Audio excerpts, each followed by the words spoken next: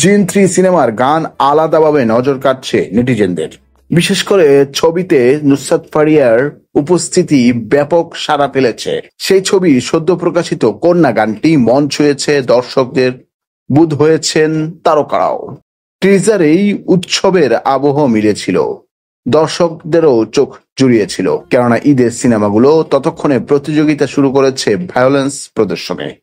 ঠিক সে সময় কন্যার পোস্টার ও টিজার দেয় এক চিলতে স্বস্তি। তাই দেখে নেটিজেনদেরও আগ্রহ বাড়ে।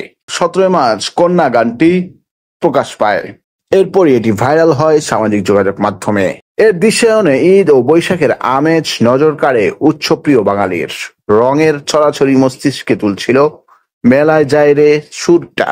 সঙ্গে জমজমাট নেচেছেন নুসরাত ফারিয়া ও আব্দুল নূর সজল।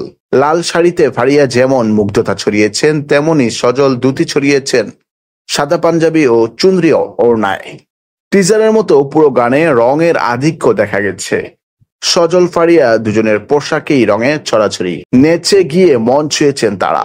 লাল হলুদ সাদায় যেন সৌন্দর্যের ঝাঁপি খুলেছেন ফারিয়া।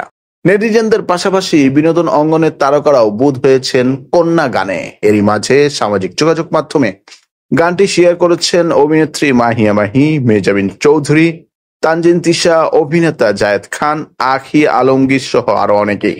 মাহি নিজের ফেসবুকে গানটি শেয়ার করে নুসরাত ফারিয়াকে প্রশংসায় ভাসিয়েছেন। লিখেছেন, আল্লাহ, লাল শাড়িতে তোকে কত সুন্দর লাগছে।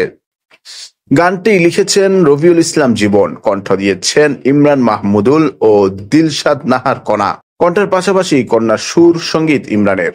কথা, গায়কী ও সুরের সমন্বয় কন্যাকে পৌঁছে দিয়েছে দেশের আনাচে কানাচে।